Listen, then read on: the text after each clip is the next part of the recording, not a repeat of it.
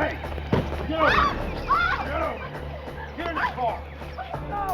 After an officer was gunned down at point-blank range, a psychotic killer led investigators across the Midwest. No one knew where the gunman would strike next, even as his tally of murders and abductions grew. The FBI and state police raced against time to rescue America's heartland from this deranged gunman.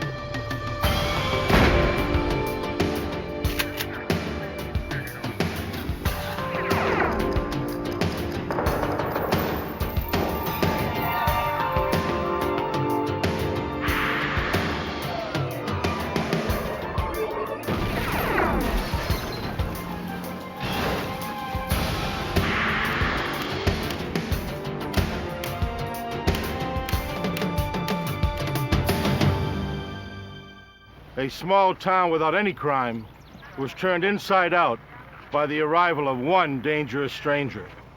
Some killers are cold and calculating. Others are impulsive, unpredictable, and hard to pin down. I'm Jim Kallstrom, former head of the FBI's New York office. To flush out this killer required a SWAT team and a profiler who determined he would not surrender without a fight.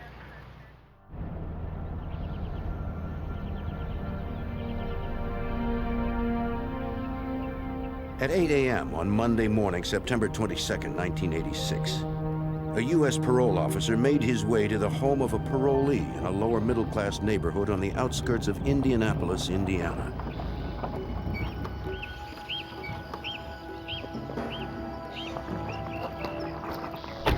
It was a routine visit scheduled a week earlier. U.S. probation officer Thomas Gall needed to get a urine sample from an ex-convict to check for illicit drugs.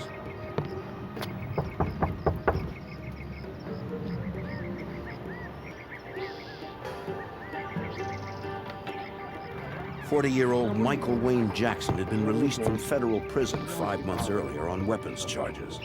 He also had a history of substance abuse and severe paranoid schizophrenia. The parolee was reluctant to allow Gall to enter, but the officer insisted.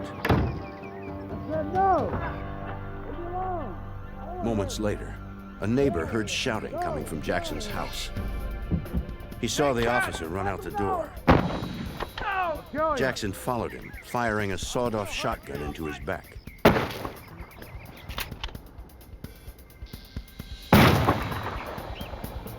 The final shot was at point-blank range. The neighbor called police as he watched to see what Jackson might do next. He told the 911 operator that the ex-convict re-emerged, still carrying the shotgun. But now he was wearing a dark trench coat and heading for his green pickup truck. Indianapolis police raced to the killer's home, hoping to catch him before he got far.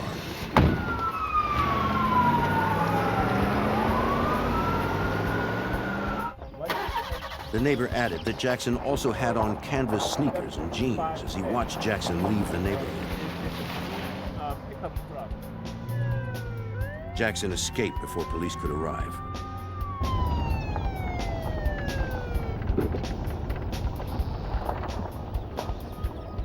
The police called in the FBI since the probation officer was a federal official.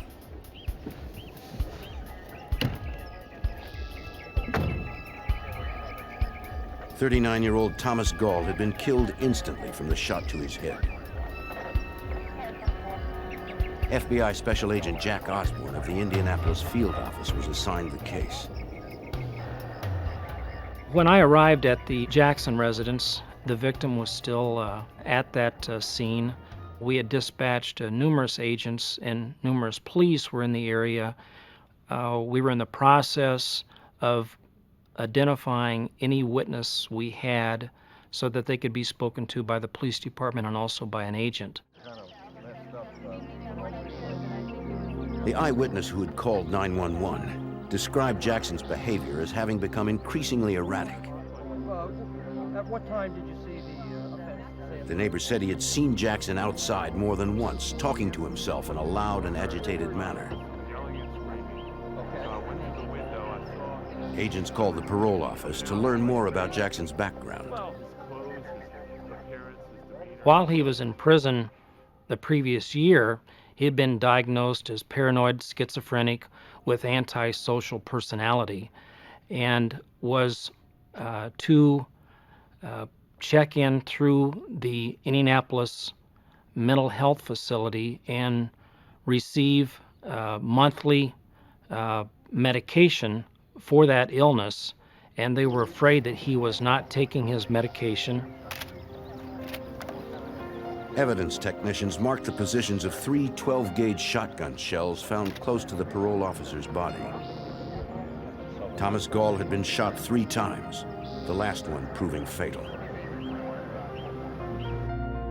On the job for 11 years, the Vietnam veteran was the first federal parole officer killed in the line of duty. Thomas Gall left a young family and many friends. I knew Tom pretty well. I knew his family, knew of his wife, knew that he had 2 kids, knew that he had been in the Marine Corps, had spent a year in Vietnam. We had talked about that a little bit. He was an extremely likable person, was extremely knowledgeable and caring, and it was hard working the case and keeping distance because of that closeness. The inside of Jackson's house was described by officers as unfit for human habitation. Amongst the refuse, searchers discovered the shirt spattered with blood that Jackson wore at the time of the shooting and had since stripped off. Trash and animal droppings were scattered everywhere. There was no electricity or running water.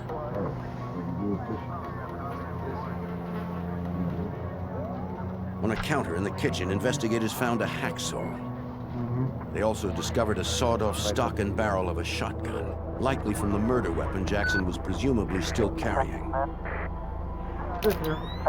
As investigators were processing the house, an alert came across the police radio. All right, we're on our way. 5 miles away, witnesses had reported another homicide. Just 20 minutes after the parole officer was shot, a second man had been killed at a convenience store by a shotgun blast, and a third man had been abducted.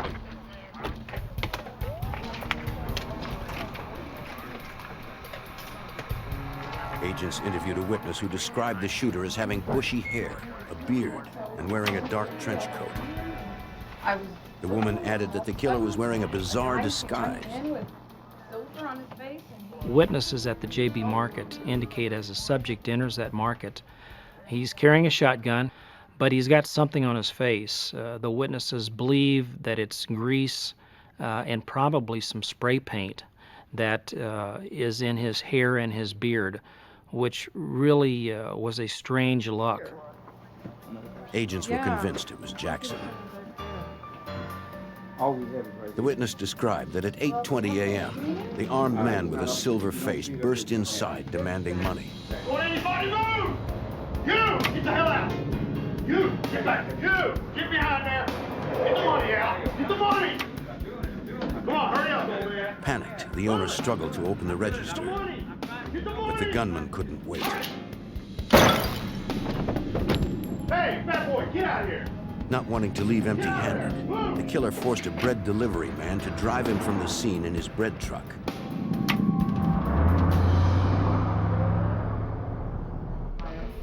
The witness didn't see which direction the bread truck was headed. Investigators revised the APB for Jackson to include the bread truck. Evidence technicians found a 12-gauge shell casing near the cash register, the same gauge and make as those found at the first murder scene.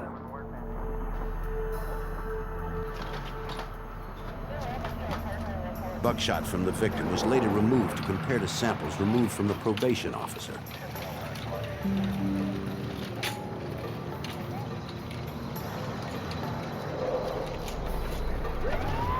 Detectives examined the pickup truck Jackson left behind. Inside, they found grease and a can of silver spray paint that was likely the source of Jackson's makeshift disguise. We find that spray paint can in Jackson's truck.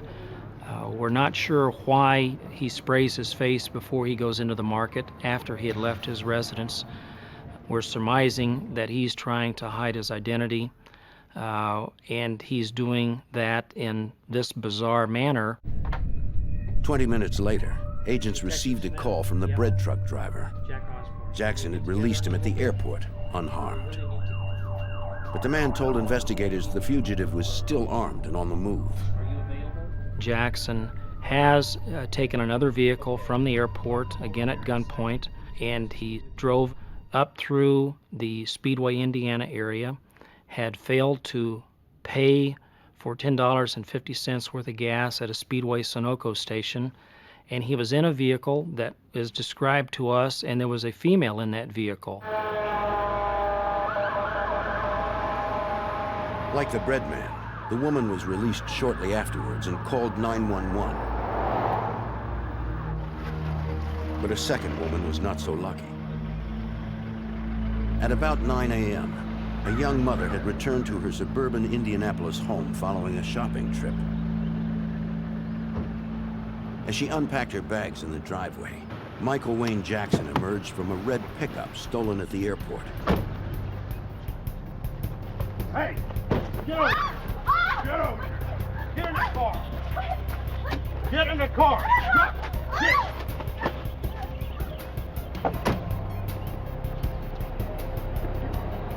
She was Jackson's third hostage in less than an hour. Jackson held her captive for over 60 minutes, driving with a shotgun in his lap.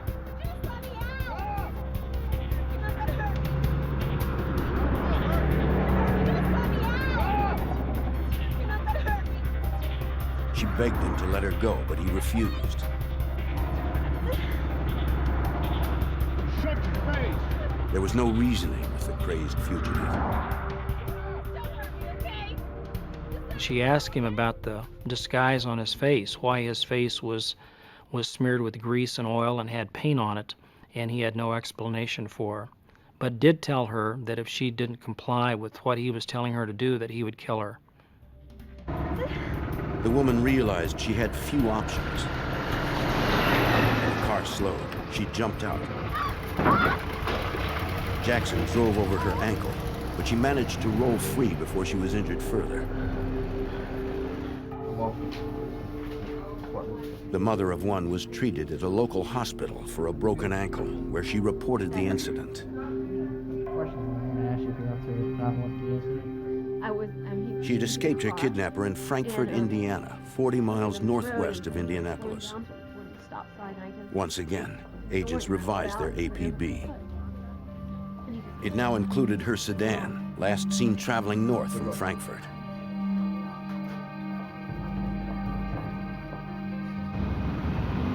Investigators struggled to predict Jackson's next move. They frantically gathered background information, trying to gain an edge. Mike Jackson had a very extensive criminal background. In 1985 in Indianapolis, he was arrested and charged federally where he had homemade bomb devices in his vehicle and a homemade shotgun. For that, he received 1 year sentence in federal prison, and he was on 3 years parole for that violation during this time. Jackson had also been in and out of mental institutions much of his life. With some different looks. Over the strong objections of his family, psychiatrists had recently released him from a treatment center since his schizophrenia had been stabilized by medication. But without supervision, Jackson had probably stopped taking his prescriptions. This was not really a picture. And after 2 killings and 3 abductions in less than 2 hours, no one knew where Jackson was now. We were in the process of sorting this out, as well as trying to notify all local state emergency people in the state of Indiana, as well as notifying other jurisdictions to help us try to locate Jackson. We knew what vehicle he last possessed in Frankfort, Indiana, and we hoped he was still in that vehicle and was not going to cause anyone else any harm anytime soon. but authorities would be too late. At 10:15 a.m., Jackson decided he needed to change cars again. He barged into the Frankfort, Indiana home of a mother and child. Don't move, kid! Get up! Jackson ordered the woman to get her car keys or he would kill her and her son. Get your purse. Get up, get up. Give me those keys. She complied. Give me those keys. Get, move. Move. Get your kid in the car. In less than 2 Hurry hours, up! Jackson had kidnapped his fourth and fifth victims. Get in that car. Go, move. The killer was becoming bolder and more aggressive.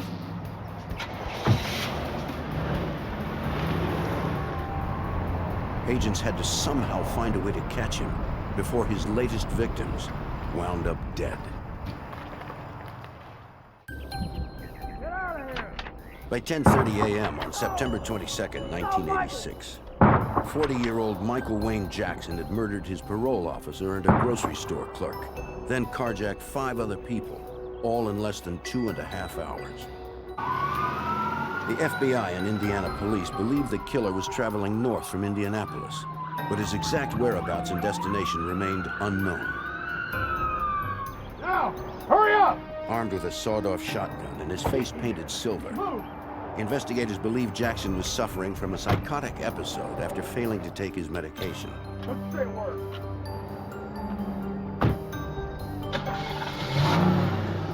The fugitive was last seen in Frankfort, Indiana, where he had abducted a mother and child from their home.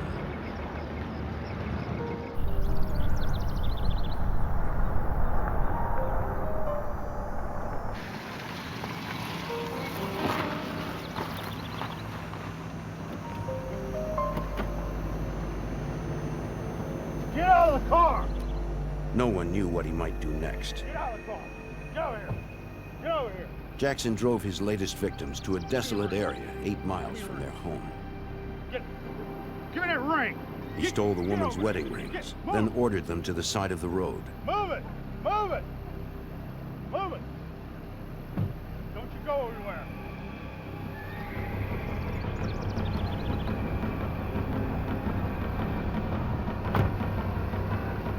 Though the woman and her child survived unharmed, it was 20 minutes to the nearest phone before she could report the killer's last known whereabouts.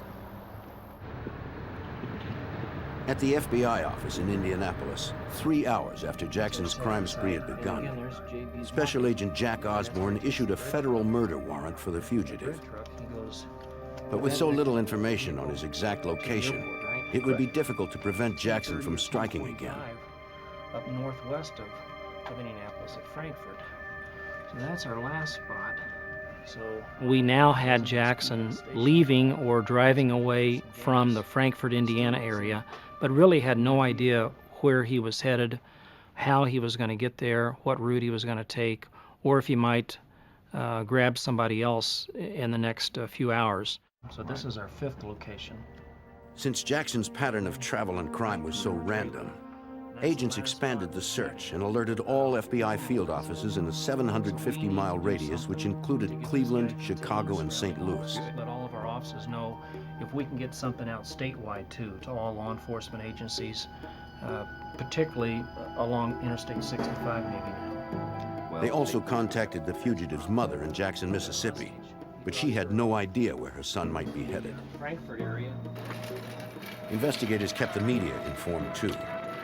By noon, Michael Wayne Jackson's photo was on every news program in the Indianapolis area. 6 hours later, the fugitive surfaced close to St. Louis. He had traveled 300 miles southwest to nearby O'Fallon, Missouri. Local officers received reports from 2 residents who had been carjacked by a silver-faced man with a shotgun. A description of their car with Missouri plates was added to the list of stolen vehicles as Jackson's most recent. It's about a 5-hour drive from Indianapolis to St. Louis. So in the early evening of Monday, the 22nd of September, local and state law enforcement in Missouri, after they had received our APBs, are notifying the police department and our office that they believed Jackson to be in that area because he had attempted a kidnapping and a vehicle theft of a couple different people in that area. On a rural road later that afternoon, a third O'Fallon resident was on his way home from work when he spotted his wife's car with the suspect at the wheel. The man was unaware that Jackson had killed 2 others that same day.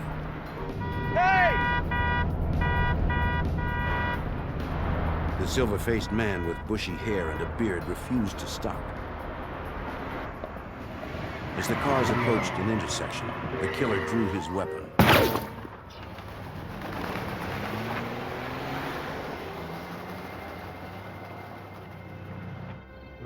At 7 p.m. that evening, the man reported that the shooter only hit the front of his car. He'd returned home after the shooting to discover that his wife and father-in-law had been assaulted by the fugitive, but not seriously injured. Authorities now added the stolen blue sedan and its license plate to the APB for Jackson. It was the 7th vehicle carjacked in less than 12 hours. We were glad to hear, I think, that we knew where he was. We were glad to hear that he hadn't harmed anyone else, and that we knew now that he had a different vehicle, and that the St. Louis authorities, both federal, local, and state, were in the process of trying to get him located and stopped without getting anyone else hurt. Yet despite the all-points bulletin, Jackson was nowhere to be found.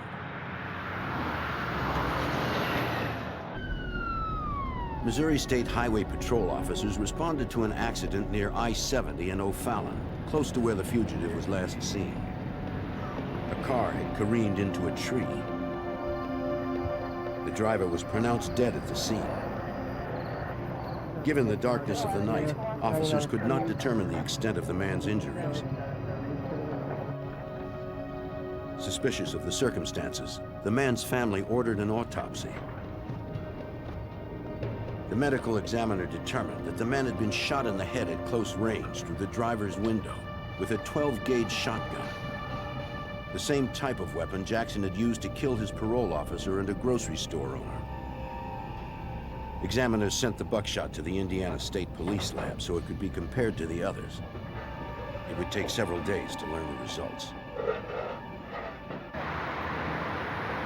Area patrols stepped up surveillance in search of the armed fugitive.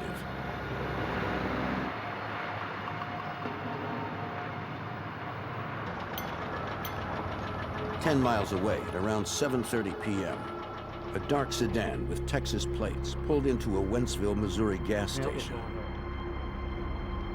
Jackson had carjacked his 8th vehicle and took its driver hostage. The attendant was unaware of the manhunt and didn't know what to make of the man with the silver face. $10, please. When the fugitive paid for the gas, the attendant noticed a shotgun in his lap and blood on his hands. Thank you.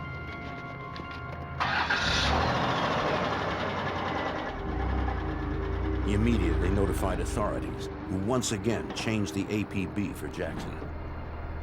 It now included the sedan with Texas plates. State and local officers rushed to the Wentzville area near Interstate 70. They needed to find the spree killer before he struck again. On September 22, 1986, the FBI continued to hunt for fugitive Michael Wayne Jackson, wanted for murdering 3 and carjacking 11 others in less than 12 hours. The silver-faced Jackson was last spotted at a Missouri gas station, armed with a sawed-off shotgun, driving a stolen dark sedan with Texas plates. Thank you.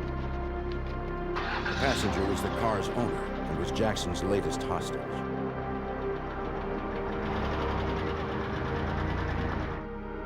It was impossible for authorities to know where Jackson might be headed, since his behavior had been so erratic after he stopped taking his antipsychotic medication.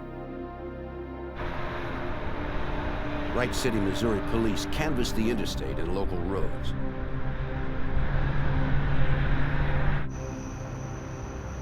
At 9:15 p.m., Jackson was spotted alone in the stolen sedan by the town's police chief and his sergeant. Jackson seemed uncertain of what to do next.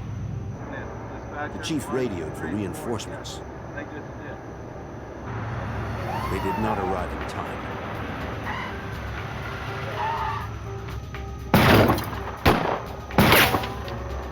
The sergeant was struck in the head.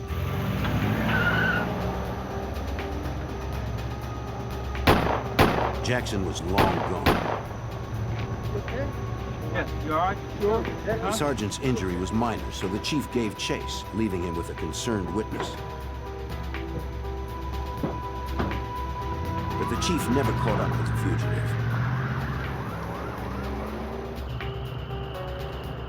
5 miles away, a pair of Missouri State Highway Patrol officers sighted the stolen sedan, abandoned on an interstate median. No one was inside, but the keys were still there. Officers then heard banging from within the trunk. Cover it.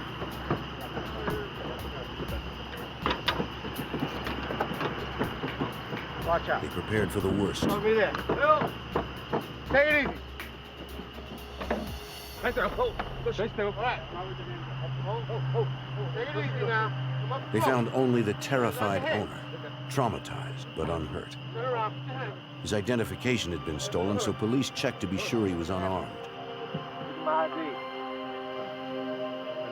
He described his silver-faced kidnapper, armed with a sawed-off Put in shotgun. the trunk. He had no idea where the man had fled, but it appeared he had taken his gun since police did not find it in the car. I don't know that. The FBI and local police fanned out, not knowing which direction the fugitive had run, or if he had already carjacked his next victim. Despite hours of searching, they turned up no sign of the gunman, according to Special Agent in charge of the FBI in St. Louis, Hal Helteroff. The night that Michael Wayne Jackson had abandoned his vehicle, we had the two sweeps on the south side of the interstate and the north side of the interstate the next morning. We were unable to flush him out of there. Then I determined that this was going to be a longer manhunt than I had expected. And at that point, I ordered in more FBI agents. State and federal agents examined Jackson's last stolen vehicle. They noted the driver's side door had been pierced during the shootout with police. Since they did not find the slug, it appeared likely that Jackson had been hit in the ribs. The fact that Jackson fled the vehicle moments later could account for the lack of blood on the seat. One theory was that he was injured and maybe went south of the interstate and laid down somewhere and either couldn't get up due to being injured or died. A central command post was established in Wright City to coordinate the search efforts. The vehicle that was taken there was recovered in O'Fallon, Missouri. The area around the interstate encompassed thousands of acres of farmland and woods. O'Fallon. To contain it would require hundreds of personnel, vehicles, and 24-hour roadblocks. What you're going to try to do For Missouri State Patrol Sergeant Don Bizzelli, no one would be safe until Jackson was found. you all have roadblocks? Okay. Information that we obtained from the Bureau about the background on Jackson made us more concerned for the safety of the citizens in Wright City and for the safety of our officers. He hadn't hesitated to shoot before, and he had already killed a law enforcement officer, the probation officer, and there was nothing that led us to believe that he'd stop. Great, have some information you'll need on that. Authorities established a perimeter around Wright City, extending 5 miles in every direction. Residents in the town of 1200 awoke to find their community saturated with law enforcement, searching for an armed and unstable killer. With a homicide rate of 0 and little criminal activity of any kind, citizens were frightened. They were forced to lock their doors for the first time and many kept their children home from school. We had to start alerting the community that we had a suspect in the area that was very dangerous, and asked the people to keep us informed if they saw anybody matching Jackson's description. And it didn't take long for the word to get around, of course, in that small community, because our greatest fear was that he would take someone hostage. The sprawling countryside was divided into mile-wide sectors. Search teams consisted of bloodhounds, SWAT members, FBI agents, and state police. Photos were distributed to searchers, and samples of Jackson's clothing were provided to the dogs to learn the killer's scent. Hundreds of occupied and abandoned buildings dotted the landscape. All would have to be searched. Over the next several days, many locations were explored more than once. It was a tedious and time-consuming process. Bloodhounds, known for their large jowls and long ears which stir minute scents towards their perceptive noses, found few signs of Jackson. At one building, searchers came across an abandoned campsite. But it appeared the cookware and old raincoat had been left behind by an itinerant laborer during the harvest season. Despite a week of searching, the teams found no evidence of Jackson's whereabouts. We tried not to get frustrated. We tried to keep the morale up, saying today's the day, we're going to find him. It's the type of case that your troops are out there and they expect any minute that they're going to get a sighting on him, so that in itself just keeps you going. Media did their part to keep the public informed. While the FBI and State Highway Patrol maintained 24-hour checkpoints on the 27 miles of roadways into and out of the Wright City area, they stopped each car that came through.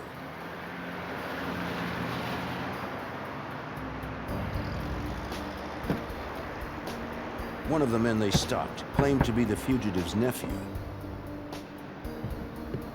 He said he had heard about the search and he wanted to help.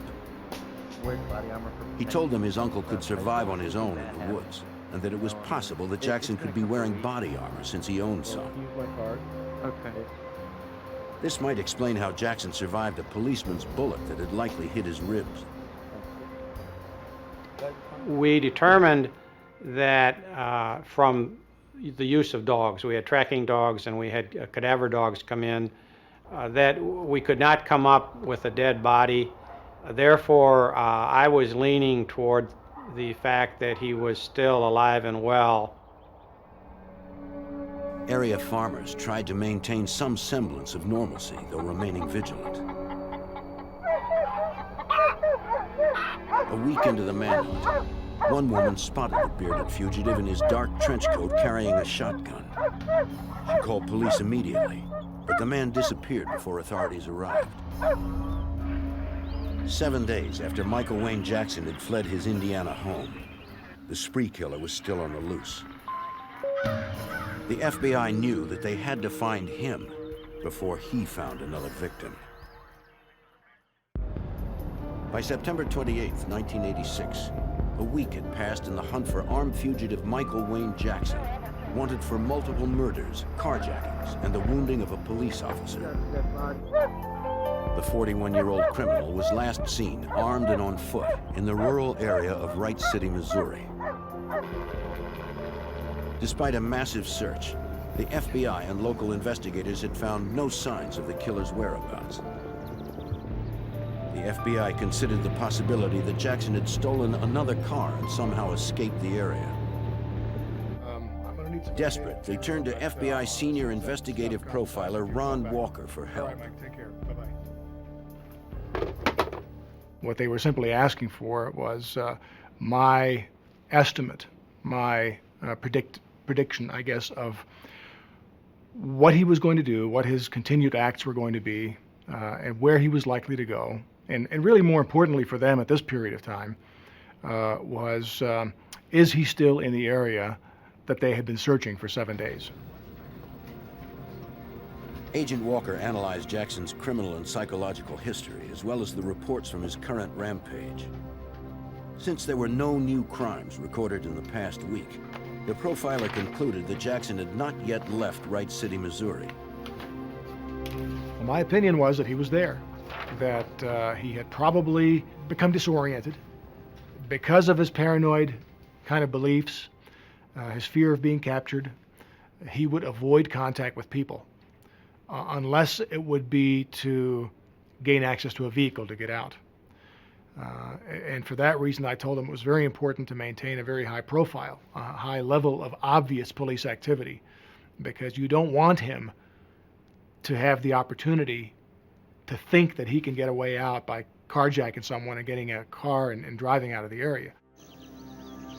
Since the fugitive was likely still in the area, the FBI called on the experience of tracker Bob Swabe from the Knoxville, Tennessee FBI field office. Swabe is best known for finding Martin Luther King Jr.'s assassin, James Earl Ray, after Ray's escape from a Tennessee prison in 1976. Agents hoped the renowned tracker could locate Jackson based on the minute signs he was trained to read. Very seldom will you find a good footprint. You've got to learn to interpret the disturbance that's on the ground, and the little unusual thing like a leaf that is turned over or a stick that is just a small limb that has been stepped on and crushed or broken. From decades of experience, Swabe can discern the difference between animal and human tracks through the depth of their imprint, the height at which branches or grass are disturbed around them, and their surface temperature. While animals often leave traces of their body heat after resting, humans' body heat is mostly absorbed by their clothing or shoes, preventing their heat from escaping. But since the hunt for Jackson had been so extensive, picking up his trail presented some unique challenges, even for the experienced tracker. There had been so many people in there prior to us arriving on the scene. I mean, you know, that had I guess probably 200 or 300 police officers, law enforcement officers in this whole area searching before we ever arrived on the scene. So it made it more difficult. Then, on September 29th, 1986, a Wright City resident confirmed what the profiler had suspected. He reported that his guest house had been broken into. Nothing had been stolen, but he did find a broken mirror, used disposable razors, and an open can of soup. From the bathroom sink, evidence technicians recovered shaved hair, flecked with silver paint. It appeared that Jackson had once again changed his appearance. After 9 days of searching, agents feared Jackson may have slipped past patrols with his new appearance. Special Agent Jack Osborne took steps to alert the public at large. Jackson was added to the FBI's 10 Most Wanted list on October 1st so we could get some national exposure. Manhunt in St. Louis and the Wright City area had continued for numerous days. There were sightings, but we still didn't know for sure where he was, and we thought that added publicity with him being such a dangerous person is what would help get him located if he had left that St. Louis Wright City area. On October 2nd, investigators returned to a building they had searched a week earlier. Camping gear that searchers had previously noticed was still there, but one item was now missing: a blue raincoat. They wondered if it was Jackson's and whether he had returned to claim it now that the nights were getting colder. I felt that he was probably going to look for some abandoned outbuilding to hide in, just get out of the weather. You're dealing with a guy here who is who's been on the run, no food or water that we know of to speak of, high strength of emotional and psychological anxiety and arousal. Physically, he would have been very, very debilitated, and mentally as well. As the team approached a nearby barn they had searched before, a tracker noticed a muddy sneaker print leading inside. Jackson was last seen wearing sneakers. Searchers were not sure how old the print was, or even if it was Jackson's. We knew that there had been SWAT teams there, and we didn't know really for sure whether that was his track or one of our own tracks. Part of the mud had dried up a little bit, part of it was still wet, indicating that it was probably maybe 8 hours old.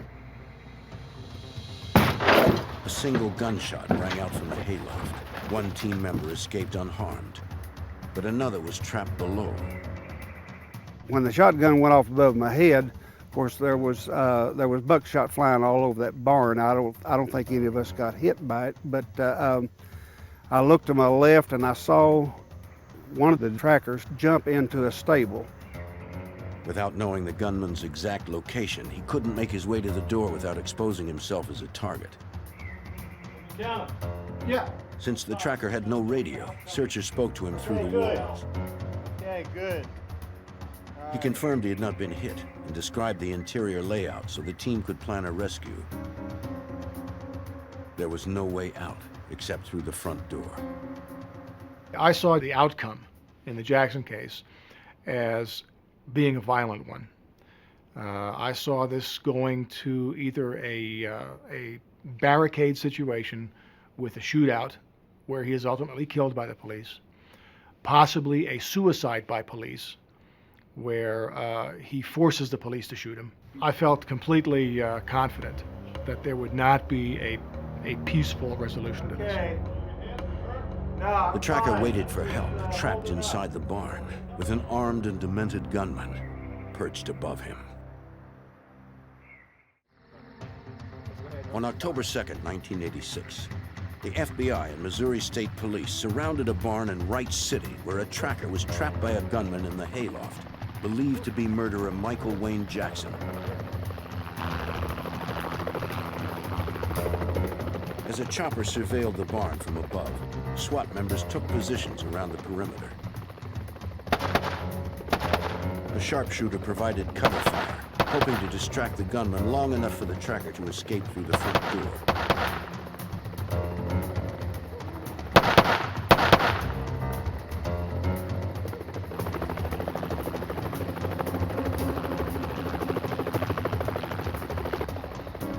The tactic worked. Although the tracker had been inside for several hours following the single shotgun blast from the loft, he never saw nor heard the shooter after that. FBI Special Agent in charge Hal Helterhoff was left with some tough decisions as he managed the standoff. We didn't want to send in our troops if he had planned an ambush, if he had just shot as a decoy, if he was still in there alive and well, but still loaded with rounds of shotgun shells. We just didn't know what we had. The barn's owner provided agents with a detailed sketch of the interior. The farmer explained that there was tractor storage and some stalls on the bottom floor, with a hayloft above. There was a window in the loft, but no other escape routes, no hidden trenches or trap doors through which the suspect might have slipped out. This is all floor here, and I got a whole bunch of hay over here. Michael Wayne Jackson. We know Agents you're in attempted there. to make Put your contact with the weapon down, fugitive. Come out with your hands on your head, and you will not be hurt. They received no answer. And after working so hard all those days, we didn't want to make an incorrect move and have one of our agents or officers or troopers injured at the last minute when it was unnecessary. So it was a very, very disciplined, well-organized effort. The special agent in charge hoped tear gas would flush the shooter out.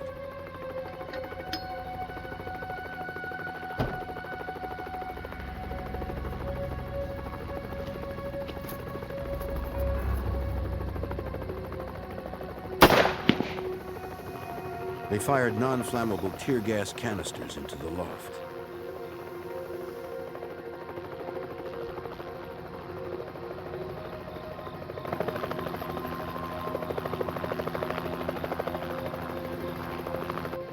there was still no movement. It's so dark, and we were trying to determine, should we have our tactical move, our assault? Should we wait till the next morning or wait till dawn where it's daylight? Again, we went 11 days. What's a few more hours when we know whoever's in there is trapped? And we had a weather advisement that a violent storm was going to be moving in around midnight. So the state police and I decided, let's go now.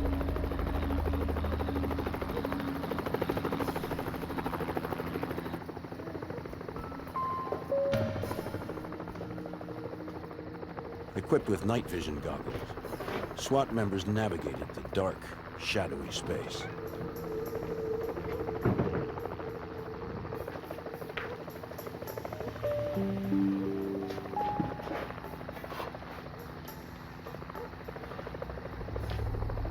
A pair of agents provided cover while their partners searched the lower level. They found no one on the first floor.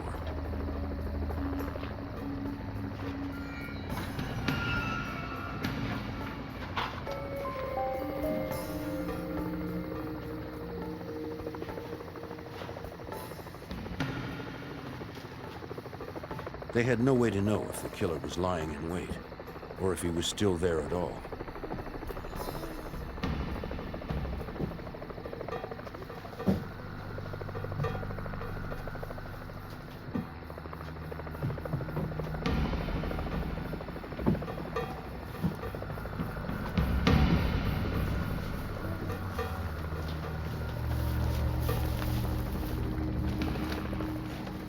Hey guys, I got a body over here.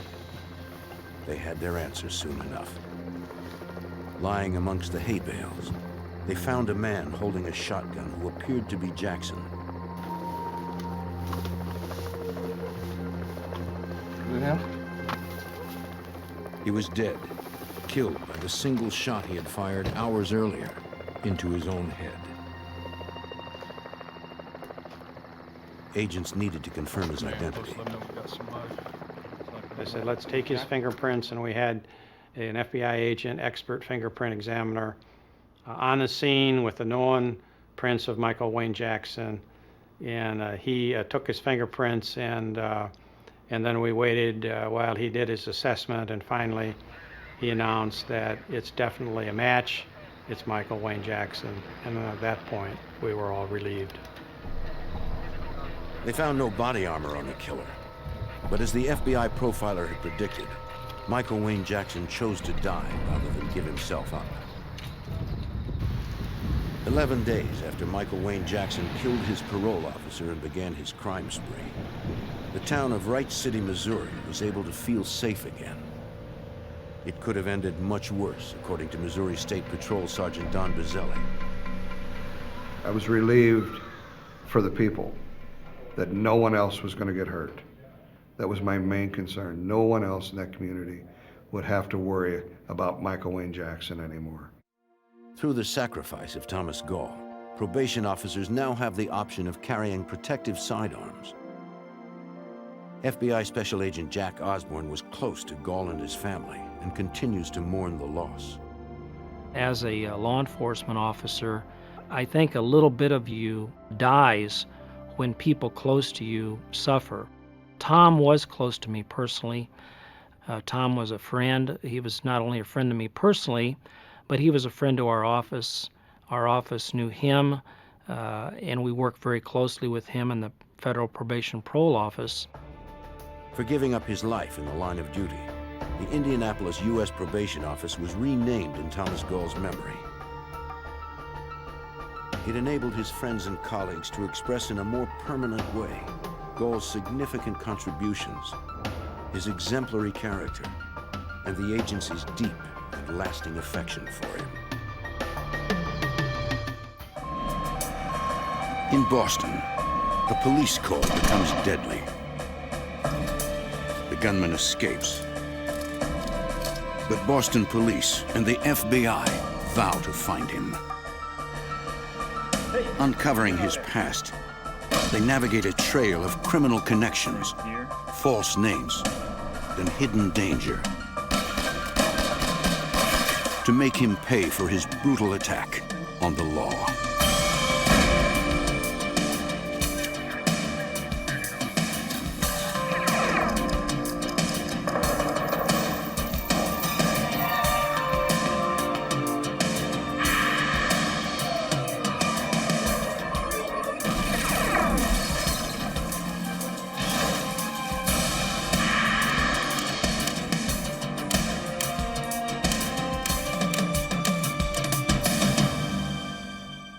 A criminal who kills a police officer wages war on society.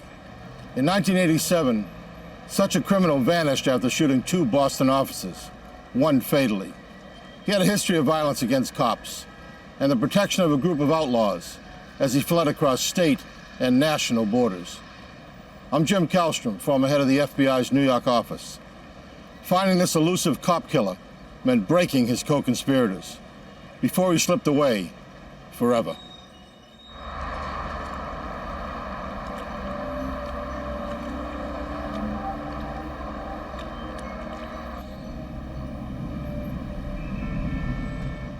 Boston, Massachusetts. The city's Back Bay district is an upscale area, unaccustomed to violent crime. At 12:30 a.m. on October 2nd, 1987, in one Back Bay apartment building, Meredith Falcone and her cousin were locked in an argument. He had threatened her and she was trying to get him to leave.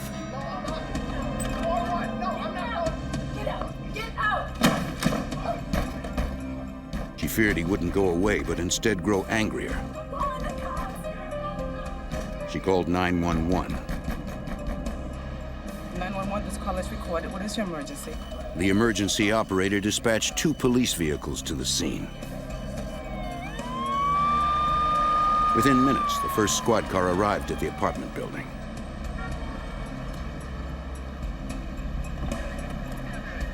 It seemed a fairly routine call for officers George Torres and Chris Rogers.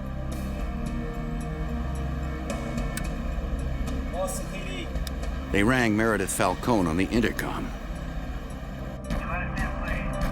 But there was a problem with her front door release buzzer, according to Officer Torres. She came over the speaker, the intercom, and stated to us that her buzzer doesn't work, to ring somebody else's to let us in. In the background, while she was talking, we could hear some commotion, so we knew that there was something going on inside the apartment. Then 2 more officers, William Kennedy and Roy Sergi, arrived on the scene. So far, none of the tenants had responded to buzz them in. So the officers decided to split up. We took the standard procedure that 2 of us would cover the back and 2 would stay in front. At that point, Officer Rogers and myself proceeded to the back. Torres and Rogers searched for another way into the building.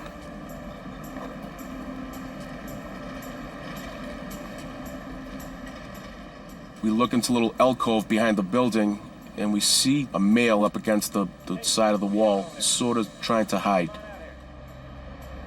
Perhaps it was the cousin the caller had mentioned. I asked him to come towards me to find out what's going on. The fence's gate was padlocked. Over the fence. I told him to climb over the fence towards my side.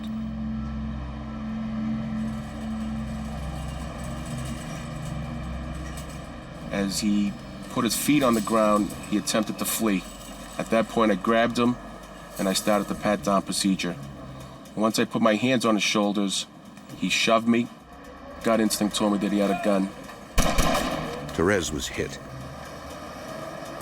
The man kept firing at Officer Rogers, then chased Torres. Rogers couldn't get a clean shot.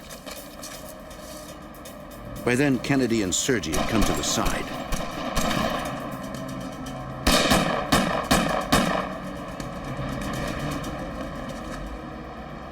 Officer Sergi had been shot too.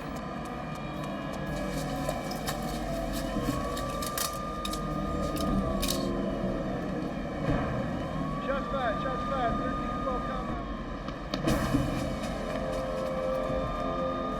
Though injured, Torres tried to assist Roy Sergi.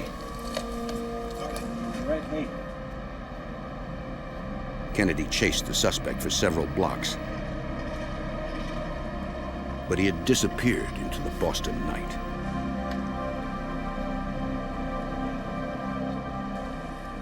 As I knelt over him and leaned over, I noticed that there was blood coming out of my left arm and the left side of my chest.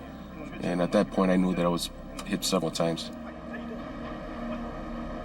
Rogers called for backup and emergency personnel.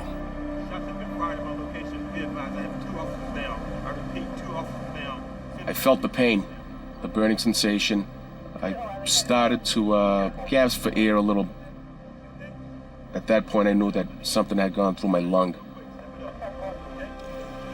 Boston Dispatch put out the call that all police dread hearing. Officers down.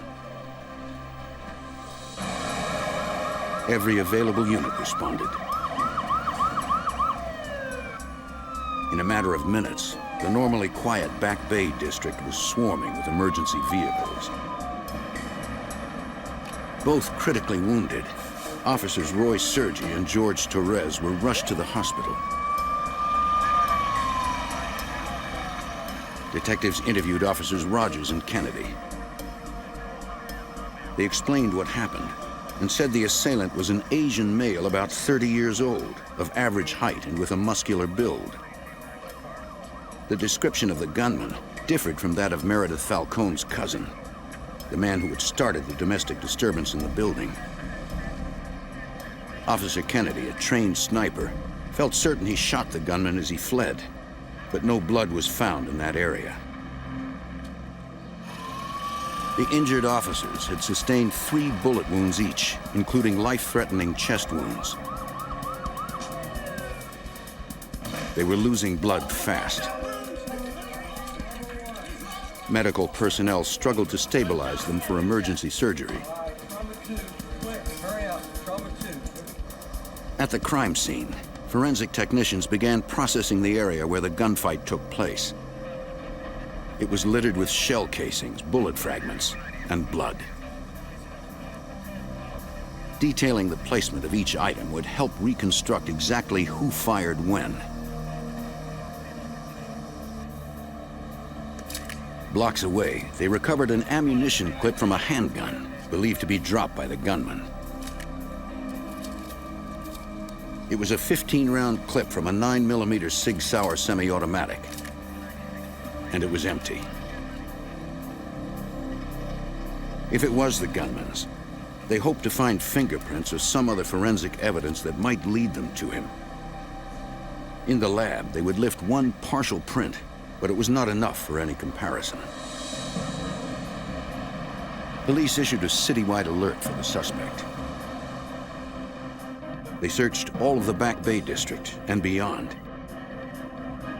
But that night, they found no sign of the gunman.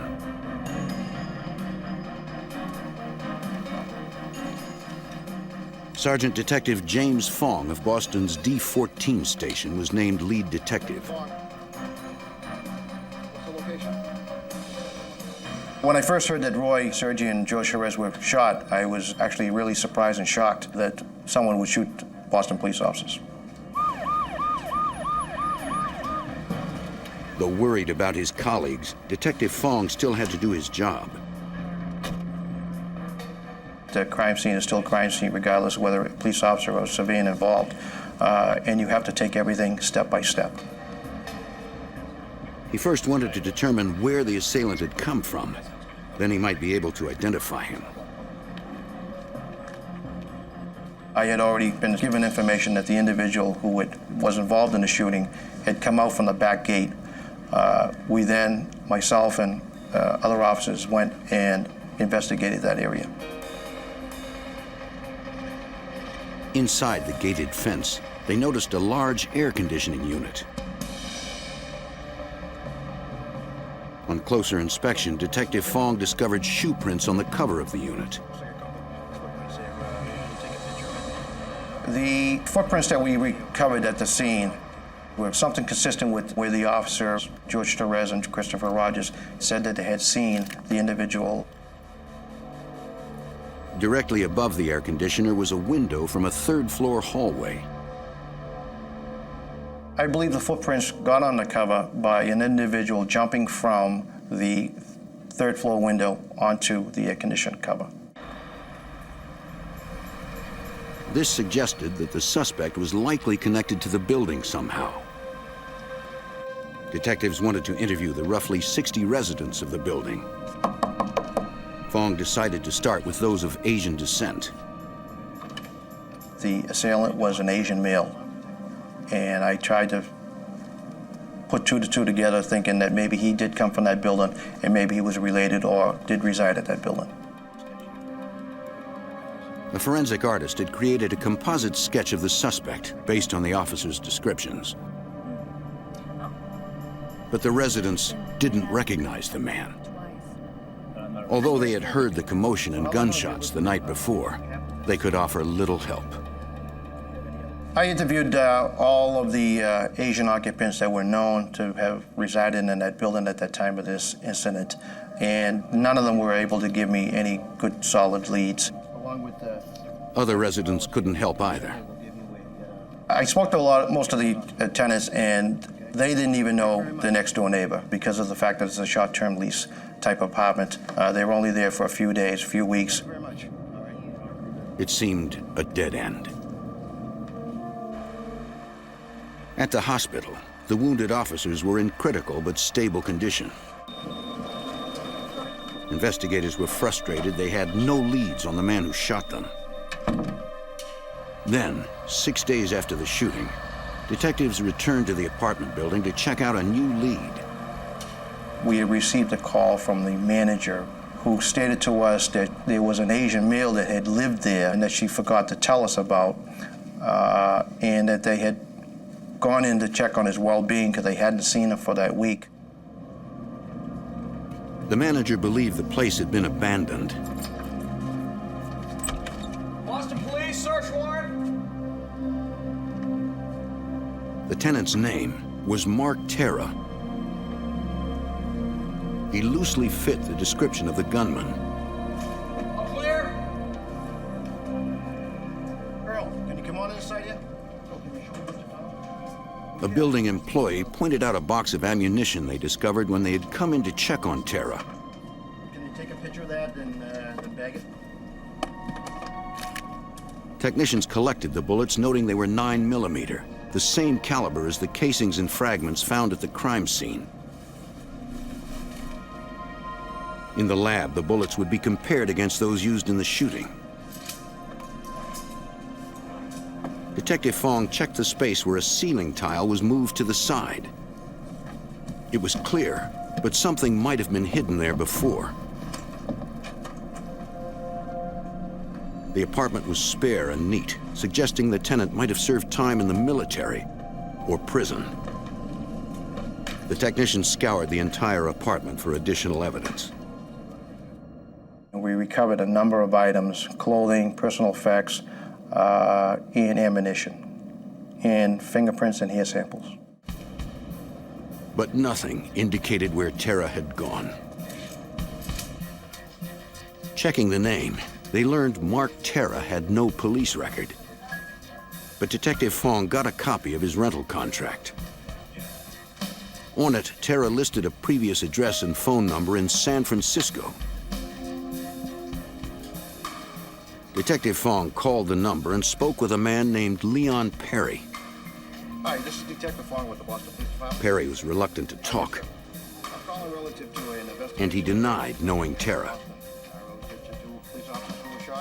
The individual that I spoke to was very evasive. In fact, I identified myself as a police officer with the city of Boston who was investigating a shooting of 2 police officers. The individual then became very defensive, stating to me that he did not want to help the police department. Perry seemed suspicious, but police had nothing that connected him to the shooting.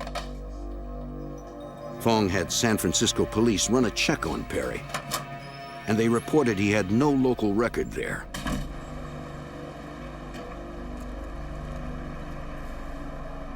Boston police received a copy of Mark Terra's California driver's license photo.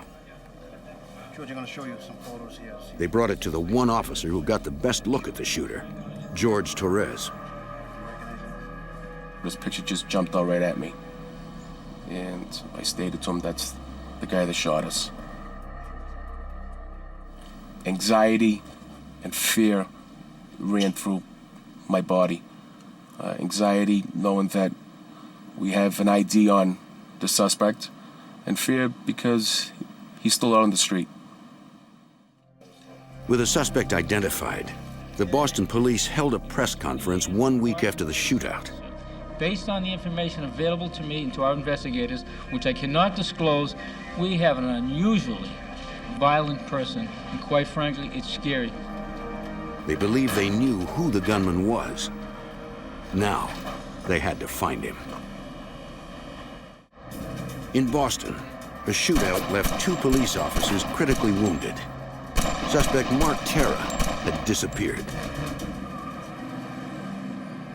Investigators discovered his last known address was in San Francisco and asked their counterparts in the Bay Area to help. Is that it? Everybody has their assignments? They sent the San Francisco police wanted posters of Terra and asked them to have their officers look out for him in case he returned there.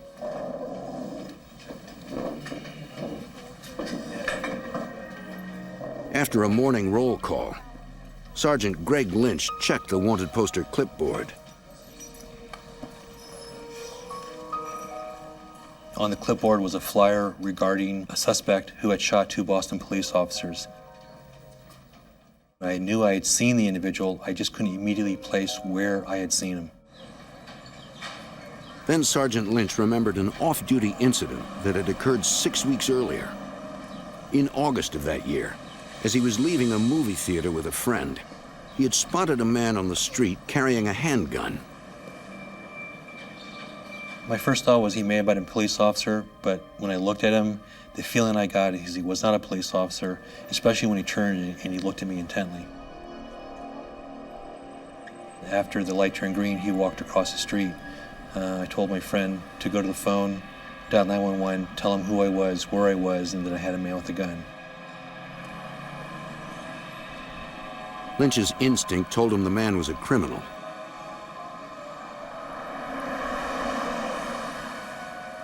He followed the man, though he couldn't stop him from driving away.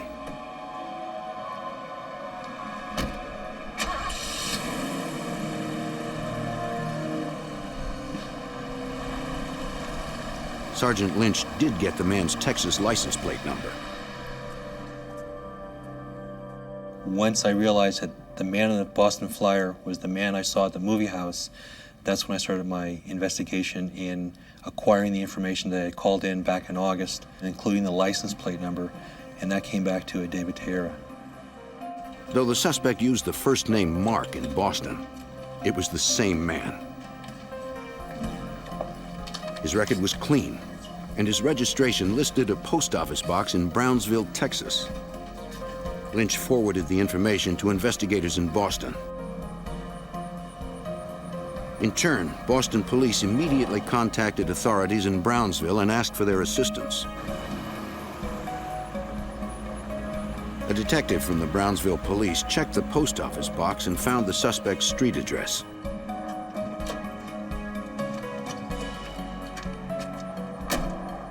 He went to the apartment building where the suspect had lived.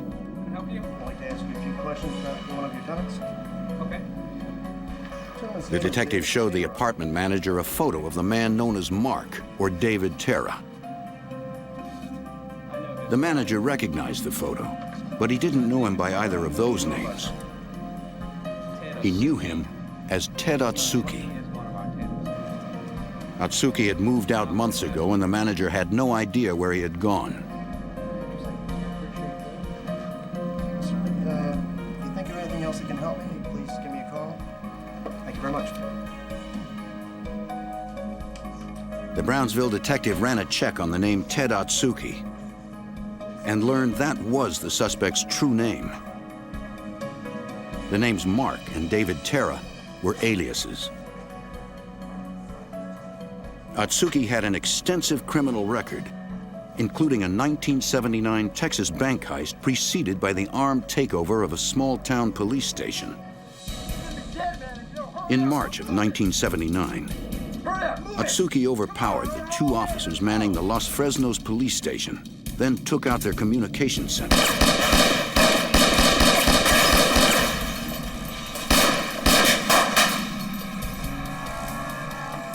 With the police neutralized, he walked across the street and robbed the local bank of $70,000.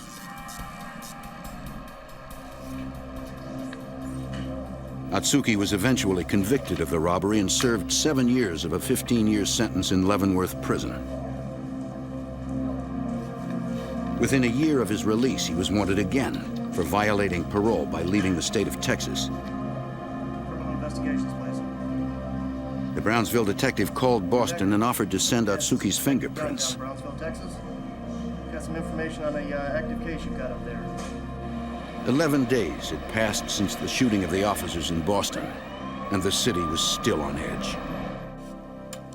By that time, police technicians there had lifted a single usable print from the suspect's rental contract. They compared it against Ted Atsuki's print sent from Texas. Checking comparison points, they made a match. Investigators were sure Atsuki was the gunman who had shot officers George Torres and Roy Sergi. They also believed he had left Massachusetts.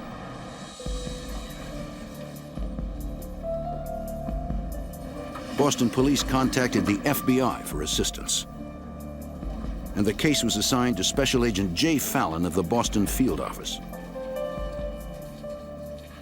With the probable cause that he had fled the state to avoid being arrested, the FBI obtained an unlawful flight to avoid prosecution warrant. Agents tracked down a known associate of Atsuki in the area and convinced him to cooperate. That's what we're looking for. Okay. He said he heard the suspect had come to Boston as part of a bank robbery plot. Certainly first thing tomorrow morning, okay, as soon as I talk to that guy. It was our belief that Ted Atsuki was in the Boston area in order to put together a collection of associates to formulate a plan by which they would identify and kidnap a bank official.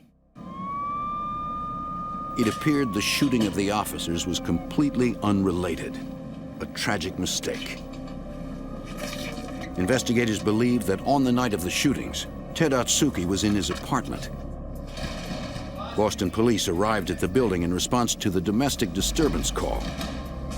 I can't buzz you in. My buzzer doesn't work. They believed Atsuki mistakenly assumed the officers were there to arrest him for violating his parole in Texas. Boston PD, please let us in. He grabbed his 9mm Sig Sauer and extra rounds of ammunition. When police buzzed asking for entry, Atsuki was ready to go. Police believed he jumped from a hallway window to the air conditioning unit below.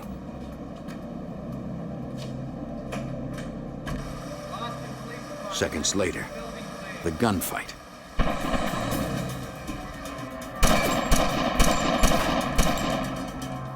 Ted Atsuki was willing to do anything to escape.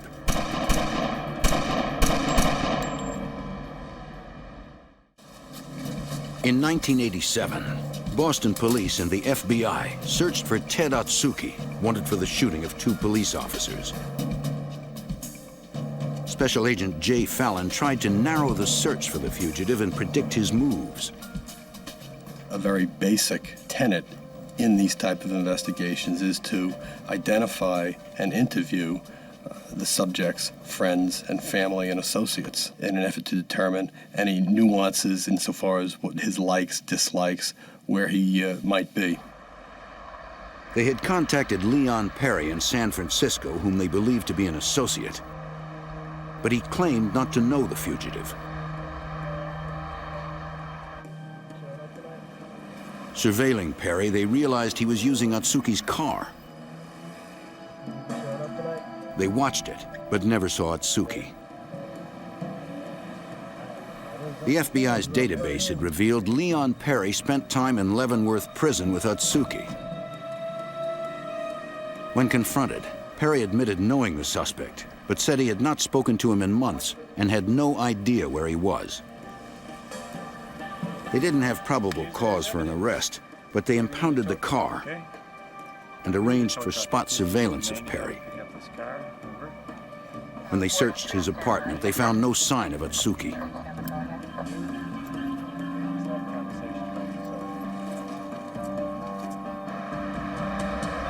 In Boston, the case took a tragic turn. The two wounded officers had been recovering well. But on October 26, 1987, Roy Sergi died suddenly when a blood clot lodged in his heart, causing cardiac arrest.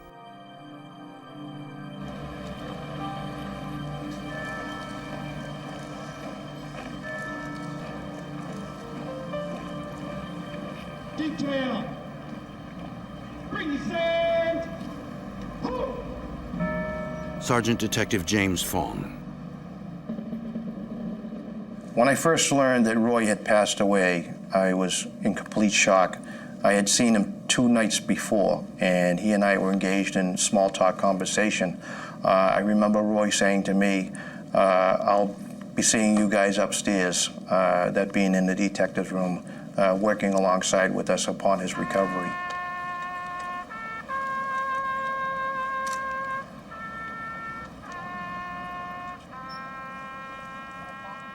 I made it a personal commitment to myself that we would seek out the individual that shot and killed Roy Sergi. Ted Atsuki grew up in Texas and had family there. Hoping to find him, investigators interviewed his relatives in the area. They were shocked by the allegations and said they had not seen or heard from Atsuki in several months. They claimed they had no idea where he was. Thanks for coming by. To confirm their story, investigators subpoenaed their phone records. They discovered several recent calls from the relative's home to Atsuki's former roommate Leon Perry in San Francisco. The records also revealed calls to a second ex-convict, a former bank robber in Minnesota. The FBI brought him in, and he agreed to turn informant. He gave more details about Atsuki's plan for hostage-taking, bank robbery, and murder. Atsuki had associates create remote-controlled briefcase bombs to be handcuffed to the wrists of kidnapped bank officials. After the officials removed cash from their own vaults, Atsuki and his men would detonate the bombs to eliminate witnesses. Many times people come up with ideas which others might think of as being harebrained. But Ted Atsuki took the time to actually plan such an endeavor and enlisted the help of professionals that were very, very capable of constructing these bombs and very capable of invading a home and very capable of robbing a bank. Agents needed to confirm the story. He told us that these briefcase bombs were being stored in a storage facility in San Francisco, which Atsuki had rented under an assumed name. The FBI and the San Francisco Police Bomb Squad found the storage locker. And inside, the briefcase described by the informant. Not knowing exactly how the device was triggered, they had to be cautious.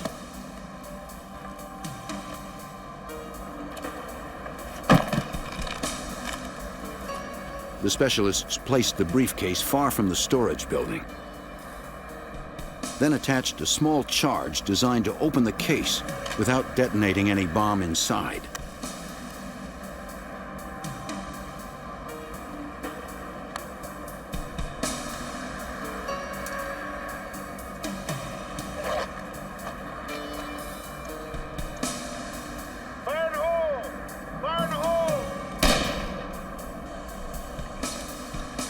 was a pipe bomb, an improvised device made volatile by gunpowder held under pressure. When sparked, the powder burns so intensely, it bursts the metal pipe walls, sending deadly shrapnel flying in all directions.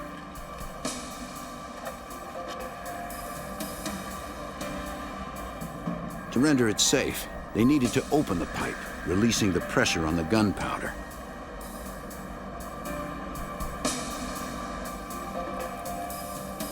Using a water cannon is the safest way to do so, according to San Francisco FBI Special Agent Philip Senna. The cannon slug is forced out by water under great pressure. That way you're not firing something that has heat and flame directed at the pipe. You're sending something that's relatively benign in the effort to uncap the explosive before it can explode.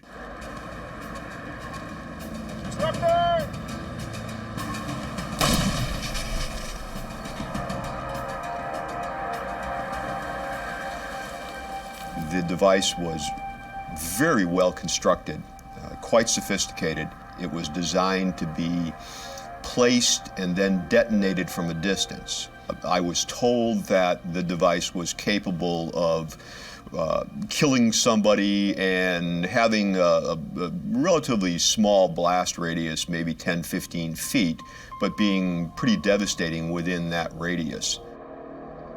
They later found and rendered safe a second bomb.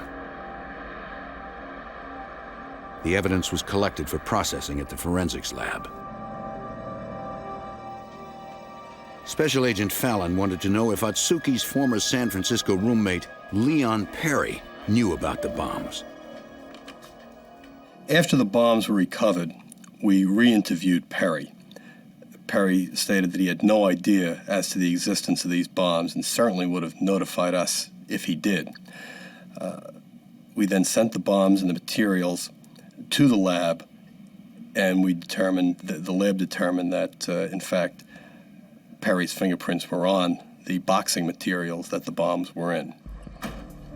Based on the fact that we truly didn't think that Perry was cooperating with us as completely as he could have and should have, we made the decision to revoke his parole and put him in jail.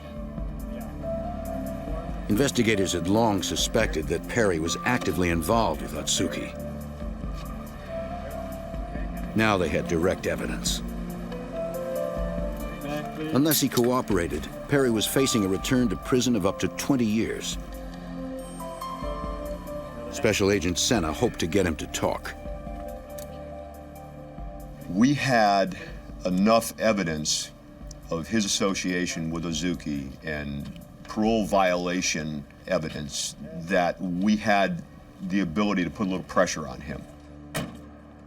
He was comfortable in prison, so going back wasn't the worst possible thing that could have happened to him.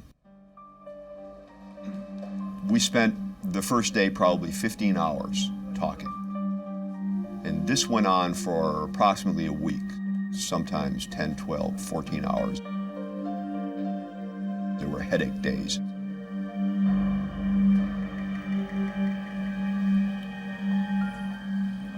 Eventually, agents convinced Perry it was in his best interest to cooperate, and he began to talk. That's where his car was. He needed me to go. Perry said that on the day after the Boston shooting, he got a phone call in San Francisco. He told us that Ted had called him, told him that things had gone bad in Boston. Atsuki said he had shot 2 cops there, and that he was shot too. He told Perry he was calling from the airport in Dayton, Ohio. Atsuki said he had to fly to Texas where he could quietly get medical attention for his gunshot wound. Atsuki had left his car and the gun he used in the shootout at the Dayton airport. He asked Perry to go to Ohio and get it. Perry agreed. Ozuki sent the keys to the automobile and the long-term parking ticket, overnight mail. He was to go to Dayton, recover the car, take the murder weapon, and destroy it. Drive the car back to San Francisco, unload the rest of the stuff from the car, and hide it. Perry found the car as Atsuki described. Inside was the 9mm Sig Sauer. The murder weapon was a high-quality handgun. He was reluctant to destroy that high-quality handgun. So he decided that he would take the handgun and give it to his father. He drove to his parents' house in Missouri and left the gun there. We contacted the father. I spoke with him. I assured him that his son was doing the right thing. I asked him if he still had the handgun, and he said that he had. Missouri agents retrieved the Sig Sauer. Ballistics testing confirmed it was the weapon that fired the fatal bullets. Fingerprints were found to be on a bullet within the weapon that matched Ozuki. So now we not only had the weapon that ballistics showed had killed the police officer, but we also had Ozuki's fingerprints on one of the bullets in the weapon. With physical evidence implicating Atsuki in the murder of Roy Sergi and in the building of deadly bombs, the FBI placed Ted Atsuki on their 10 most wanted fugitives list. But the dangerous fugitive had been on the run for 4 months. By now, he could be anywhere.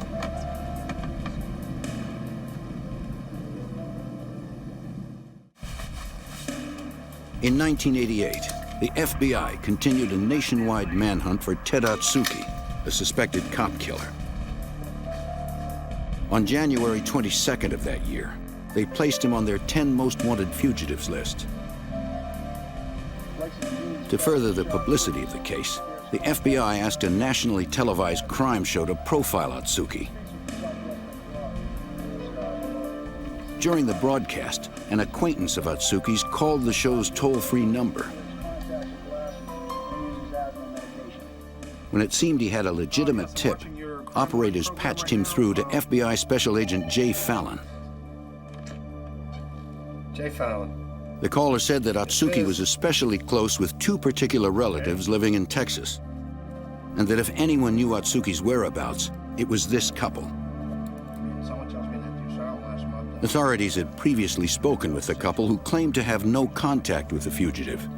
If someone saw us at the birthday party, that's about it. Checking the relatives' phone records, agents discovered a sudden increase in calls from Guadalajara, Mexico, where the family had other relatives. Atsuki might have fled there. The hunt extended into Mexico.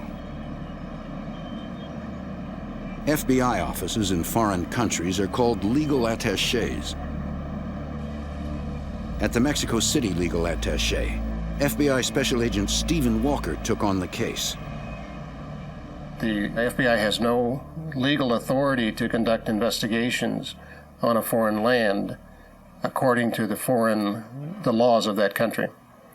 So we solicit, or the FBI would solicit, cooperation, form a liaison relationship, and request officially that the host country law enforcement agencies do the work of the FBI. Have an investigation that's very important. Special Agent Walker met with the Mexican Federal Judicial Police to ask for their assistance in searching for Atsuki. We didn't have an exact address in Guadalajara, but we did have some suspect telephone numbers in that area, and investigation conducted at that time failed to locate the relative or to locate Atsuki. Special Agent Fallon hoped Atsuki's former roommate, Leon Perry, could help them. Offering Perry immunity on the bomb-making charges, the FBI convinced him to wear a wire. We had devised a plan by which we thought that Perry could speak with family members of Ted Atsuki in an effort to have the family be forthcoming and advise Perry as to where Atsuki might be. Agents created a fake passport for Perry and coached him on how to draw the relatives in. Doesn't work nights and never works in Mexico. Perry got this bogus identification and was going to leave town, so to speak. That was the story that he was going to tell Atsuki's family in an effort to have the family reach out to Atsuki to speak with Perry. There was also the situation as to the murder weapon. And one of the biggest selling points was that Perry needed to know from the family what Ted wanted done with the murder weapon before he fled. Check your mic again. Wait. After several requests, Atsuki's Texas relatives agreed to meet with Perry at a restaurant in Matamoros, Mexico. Outside, Boston Detective James Fong, FBI agents, and Mexican federal police waited, ready to listen in on the meeting. All right. Copy. Mike, sounds good. We're ready to go. Okay. Other agents were inside. Prior to the arrival of Perry, myself and another agent had gone into the restaurant and sat down in an effort to observe and surveil the situation. Perry walked in, sat at the bar.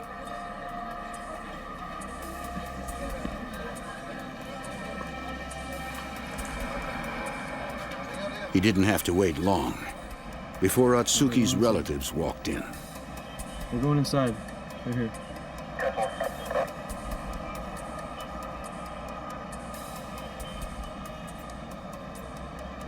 How's it going? Agents could hear them talking, but Atsuki was never mentioned. After a few minutes, Atsuki's male relatives said they needed to leave.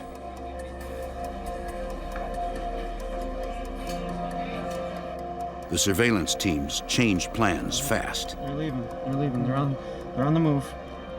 I was concerned because that was not exactly what we were expecting. In the vehicle right now. We're going to do a movement surveillance. However, you have to have faith in the people that you have out there. We'll pick it up here, and then you can pick it up in a few minutes. They're coming up to you. They would have to stay close enough to maintain the audio signal, but still avoid detection. They hoped they were finally closing in on Ted Atsuki. We'll pick it up here, and then you can pick it up in a few minutes. In northern Mexico, Detective James Fong and other investigators had wired an informant and followed him as he met with relatives of suspected cop killer Ted Atsuki. Surveillance teams had to stay close to maintain the signal from the microphone they had on informant Leon Perry. Hey, listen, I need to meet with Ted. I need to talk with Ted. It's gonna be tough, I'm telling you. Well, where is he? He's not anywhere around here. If he wants me to take care of the things he wants me to take care of, I'm gonna have to meet with him. And I can't tell. I don't know how else to tell you that. Okay, tell you what. Finally, the relatives said they would call Atsuki. My wife has a number. I think what we can do is to head over to the bus station. The bus station. They've got phones there. Oh, okay. And they may be able to help us Well, do you connect think- to him. Okay. Well, do you think he'll meet with me after we talk to him? He's not going to meet with you. He might talk to you over the phone, but that's about it. The bus station was in the town of Matamoros, a few miles from the Texas border. Investigators watched as the relatives placed a call on a public long-distance telephone.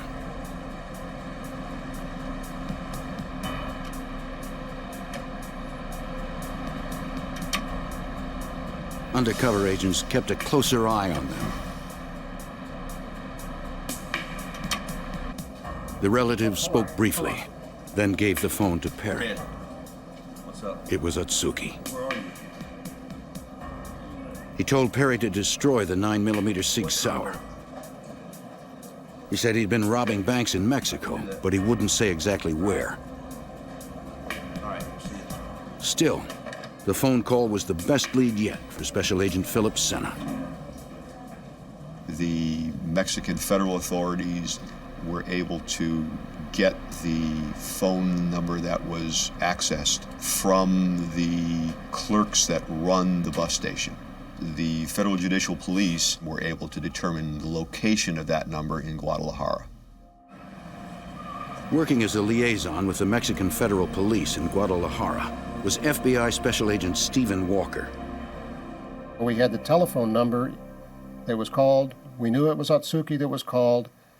It was listed to a residence in Guadalajara, which turned out to be an apartment in the city. So it was just a matter then of going to Guadalajara, enlisting the services of the federal police to go to the apartment. Teams of officers staked out the building, but there was no sign of Atsuki. We were so close, but we didn't have him yet. So in some ways, it was more difficult than not knowing where he was, because now that we knew where he was, we wanted him desperately, and we didn't know if we were going to be able to accomplish that.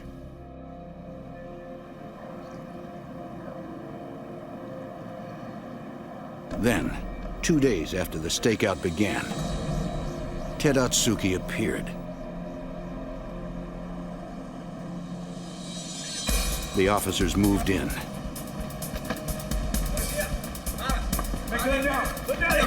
Atsuki drew a gun, but didn't get a shot off this time.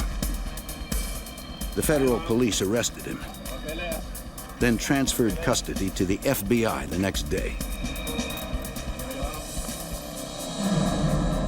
Ted Atsuki was found guilty of the attempted murder of George Torres and the first-degree murder of Roy Sergi.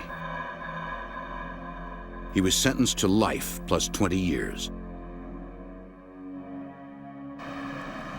Officer Torres recovered from his wounds and returned to active duty.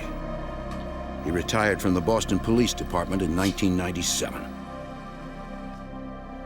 Roy Sergi, promoted to detective after the shooting, left behind a wife and 3 children and scores of friends on the Boston police force. The community room at the D14 police station is dedicated to his memory.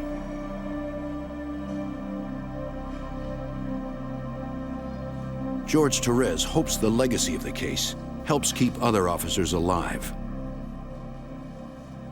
We try not to take anything as a routine call. There's no such thing as a routine call. You go there, expect the unexpected. After the shooting, Boston police began issuing bulletproof vests to all officers and replaced their 6-shot revolvers with 15-round semi-automatics. Now they stand a better chance at coming out alive when the unexpected happens.